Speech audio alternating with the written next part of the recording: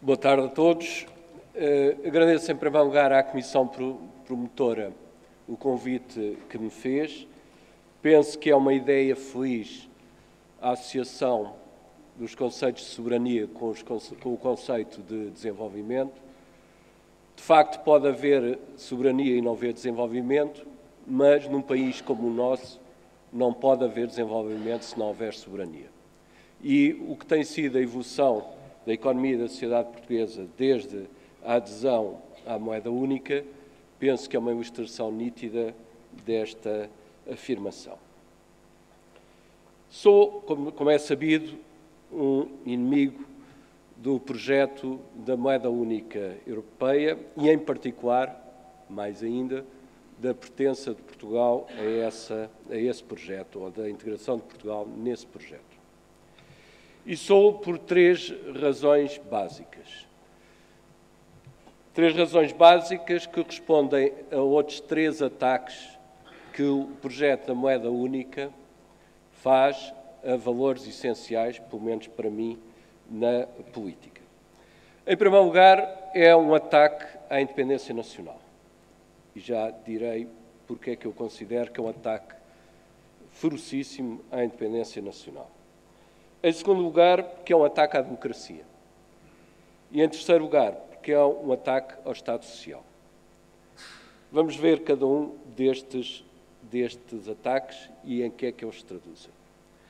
No caso da independência nacional, já foi aqui dito, aliás, nas duas intervenções anteriores, vou repetir alguns dos pontos, talvez eventualmente sistematizando de forma diferente, mas o ataque à independência nacional, que consubstancia a participação na zona euro, tem a ver fundamentalmente com os instrumentos da política monetária e com a política orçamental. Com os instrumentos da política monetária, porque, como é sabido, a pertença à zona euro implica que o país deixe de ter emissão monetária, deixe de ter moeda e, portanto, deixe de ter emissão monetária e, com base nisso, deixa de ter um conjunto de instrumentos importantes para a regulação macroeconómica da economia, nomeadamente a taxa de juros e a taxa de câmbio, que no passado foram instrumentos úteis para corrigir aspectos graves do desenvolvimento da economia.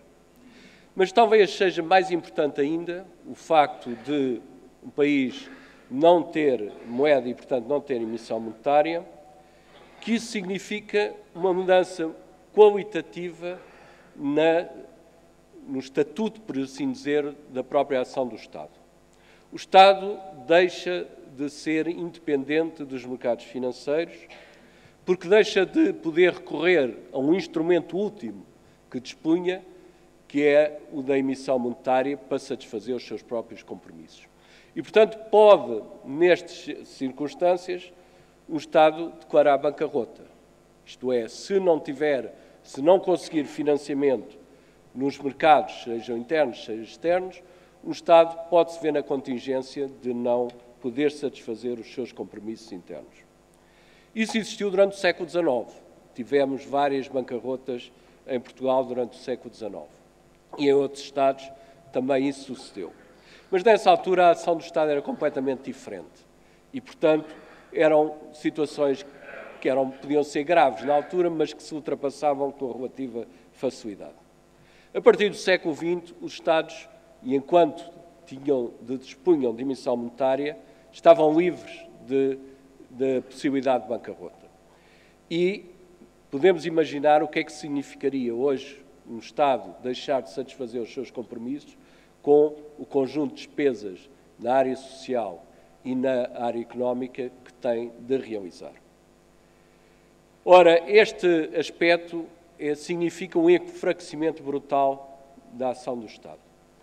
E mais, é também um instrumento de chantagem sobre um país e sobre o respectivo Estado. Porque vimos o caso do Syriza, na Grécia, mas sabemos também o caso português, foi com a chantagem real ou fabricada de que não havia dinheiro para pagar salários e pensões que se avançou para as políticas que nós sabemos. Portanto, a questão monetária é uma questão essencial. Do meu ponto de vista, não pode haver soberania sem soberania monetária.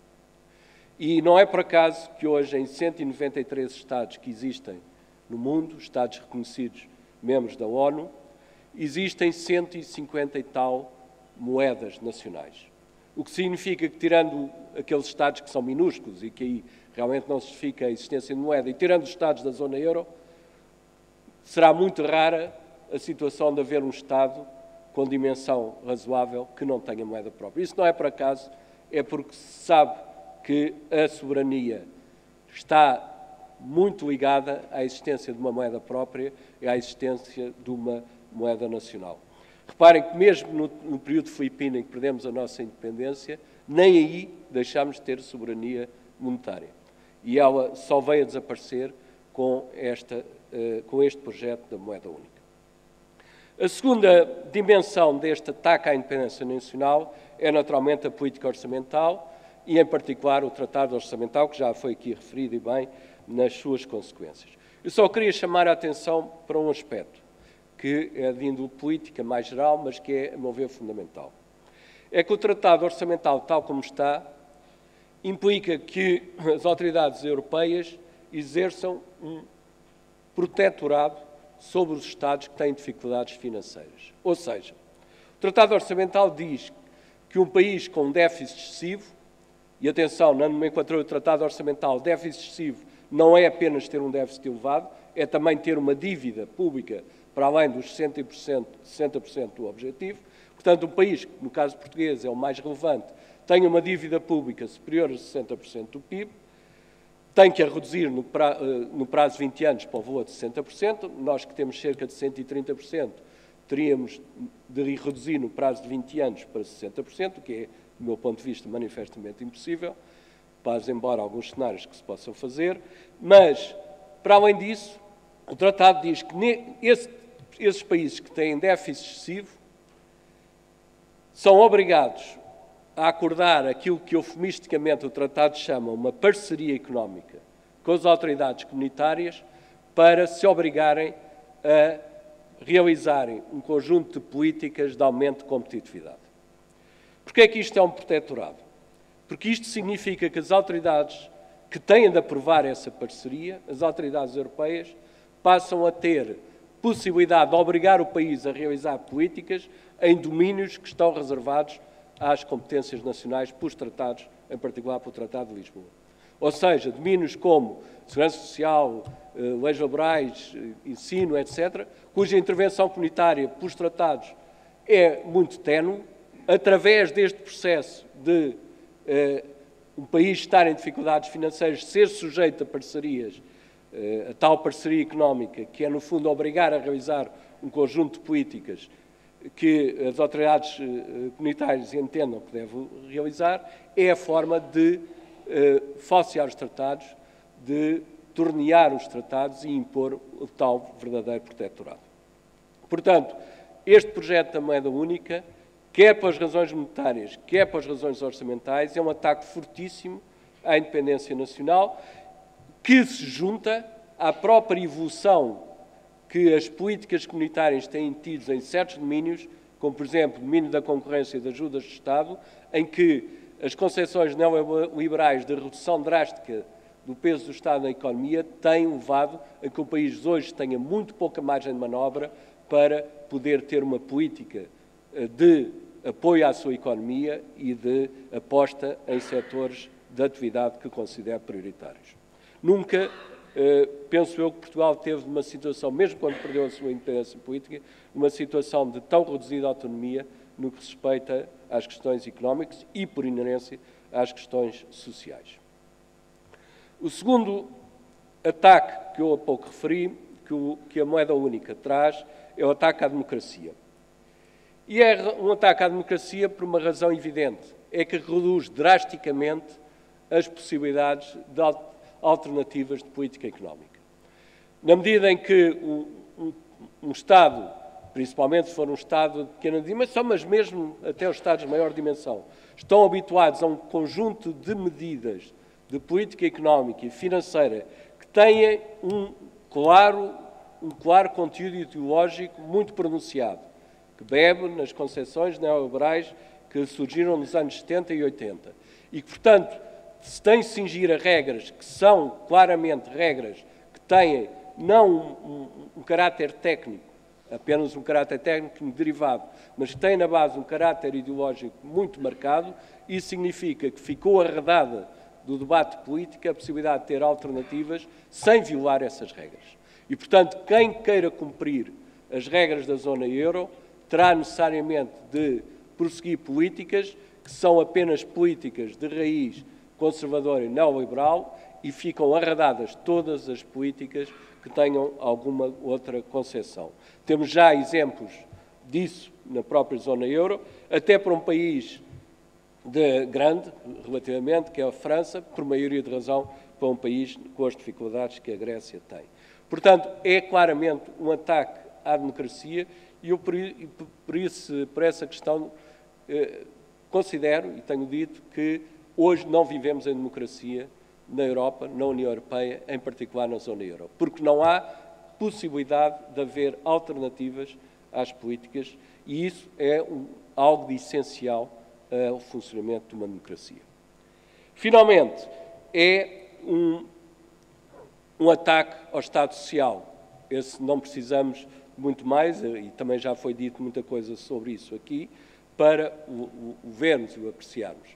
De facto, tudo o que está previsto no Tratado de Maastricht, que depois foi transferido para o Tratado de Lisboa, e também no Tratado Orçamental, tudo o que lá está previsto em termos do funcionamento geral da economia é que o ajustamento é sempre feito pelo trabalho. As dificuldades da economia são sempre combatidas através de impacto sobre o trabalho, quer seja sobre salários, quer seja com o aumento do desemprego, quer seja com a precarização de leis laborais, quer seja depois, de forma derivada, necessariamente, sobre as pensões de reforma. Portanto, o instrumento de ajustamento que existe, ou os instrumentos de ajustamento que existem ao funcionamento das economias, e já vem assim, como digo, desde o Tratado de Maastricht, em 1992, incidem todos sobre o trabalho. E nós sabemos que o maior inimigo do Estado Social é o desemprego, a precarização laboral e a redução de salários, porque depois deixa de haver possibilidade de se realizar políticas sociais capazes e de se pagarem reformas decentes. Portanto, por estes três ataques à independência nacional, à democracia e ao Estado Social, eu não poderia pessoalmente ter outra posição senão dizer que temos que sair do euro. E penso que isso é um imperativo nacional, sair do euro por estas razões. Poderá haver custos? Há, com certeza. Não é nenhum passeio a saída do euro, mas tenho feito alguma reflexão sobre a matéria e penso que é possível, de forma preferentemente negociada, com autoridades comunitárias e demonstrando que também é benéfico para a própria zona euro, embora isso não seja o essencial, uma saída de um país que está mal dentro da zona euro, como outros estão, é possível encontrar um caminho de saída relativamente equilibrado e que não seja penalizador dos rendimentos, em particular dos rendimentos mais baixos. É algo que se torna essencial, porque não poderemos ter crescimento económico, isso é já hoje uma evidência, dentro da zona euro. O colete de forças, e já foi muito falado aqui do colete de forças da zona euro e com toda a justiça, o colete de forças que hoje existe na zona euro impede uma política de desenvolvimento económico. E reparem o seguinte, em 1999, quando se criou o euro, nós estávamos numa situação económica muito melhor que a atual. Tínhamos um baixo nível de desemprego, relativamente, tínhamos um baixo nível de endividamento, tínhamos uma população que não se via obrigada a emigrar, tínhamos um nível de investimento menor do que existe hoje. E, no entanto, desde essa altura até à crise, eu já não vou falar depois da crise, mas até 2007, o nosso crescimento económico foi quase nulo, o nível de endividamento subiu e a economia foi-se desequilibrando gravemente. De tal forma, pessoalmente estou convencido que se não tem havido a crise internacional em 2007, nós teríamos tido a nossa própria crise devido ao excesso de dívida externa em 2008, 2009, por aí. Mas, entretanto, surgiu a crise internacional e as políticas de austeridade que só vieram agravar muito mais a situação. E, portanto, nós estamos hoje numa situação muito pior do que estávamos em 1999, embora 1999 também não fosse, enfim, um mar de rosas. Mas estamos claramente pior. Ora, se nós não conseguimos funcionar dentro da zona euro a partir de 1999, como é que nós vamos conseguir participar na zona euro na situação de enorme debilidade em que estamos? E sem nenhum instrumentos de atuação, praticamente, a nível das nossas autoridades nacionais. Eu penso que esta reflexão devia ser feita por todos aqueles que acham que a saída tem muitos riscos e não sei o quê, e que é preferível estar. Em que condições é que podemos estar na zona euro? Já se refletiu nisso, neste momento? Há quem considere que a zona euro funcione mal e que continua a ser adepto da existência da zona euro e que, portanto, propõe melhorias de reformas da zona euro de forma a que ela funcione melhor. E existe até um conjunto de propostas dos presidentes dos vários órgãos comunitários, a Comissão Europeia, o Parlamento Europeu, o Conselho, etc., chamado o Documento dos Presidentes, que recentemente, há uns meses atrás, avançou com um conjunto de propostas para a reforma da zona euro. Ora, esse conjunto de respostas tem um denominador comum, mesmo essa dos presidentes, juntamente com outras que têm aparecido a nível de partidos ou de grupos parlamentares. É que apontam todos para um reforço do centralismo nas políticas europeias. Ou seja, no pecado que a Europa tem sofrido desde há algum tempo, em particular com o centralismo das políticas monetárias e orçamentais. Ou seja, é um reforço do federalismo, o mesmo é dizer, um reforço ainda maior das políticas comunitárias em detrimento das especificidades nacionais e das possibilidades dos Estados poderem seguir as políticas que mais se adequam ao país em que eles representam.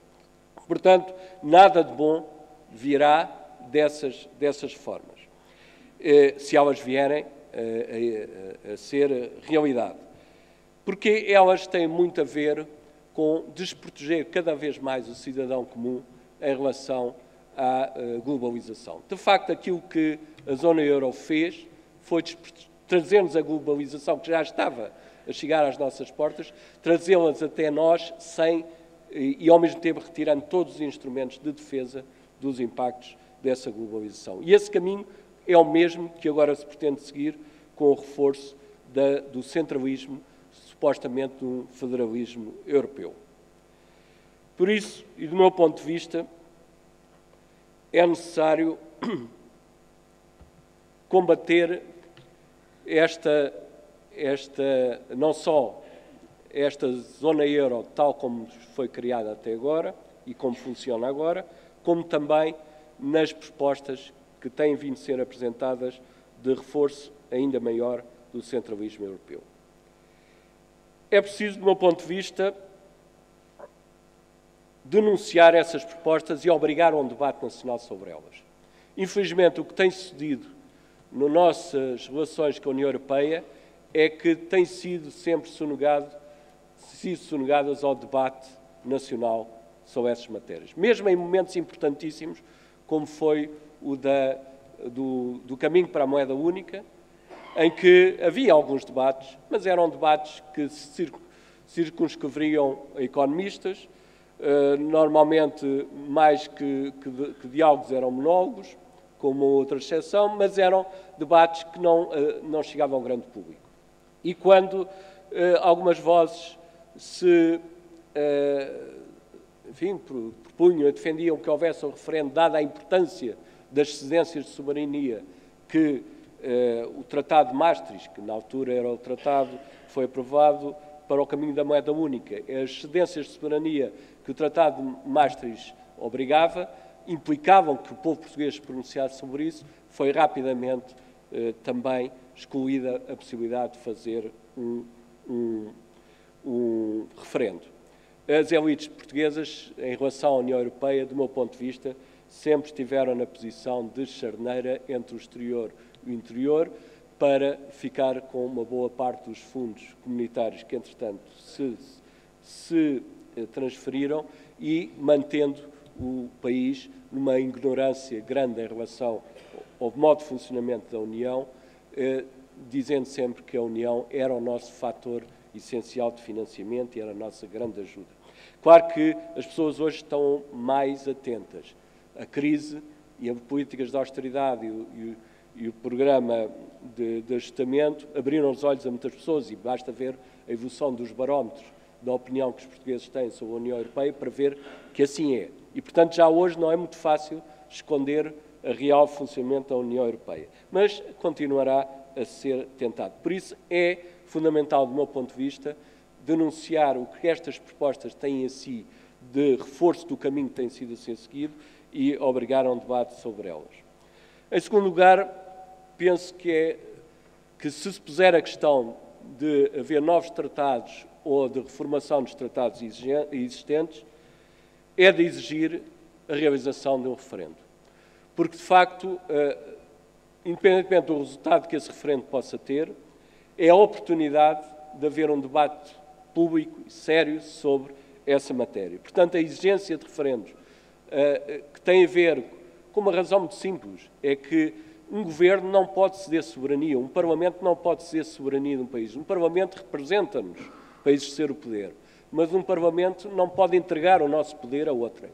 E, portanto, se há um tratado, e todos eles implicam cedências de soberania, se há um tratado que venha aí, que reforce o centralismo e que reforce mais cedências de soberania, então penso que a exigência do referendo é algo de extremamente importante.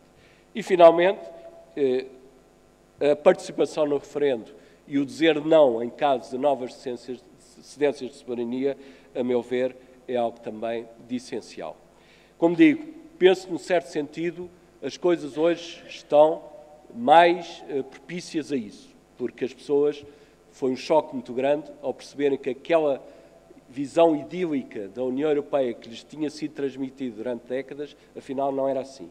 E, portanto, se é assim que o país, neste momento, começa a abrir os olhos, penso que é a oportunidade para exigir que as relações com a União Europeia sejam postas noutra base e com outros fundamentos. Muito obrigado.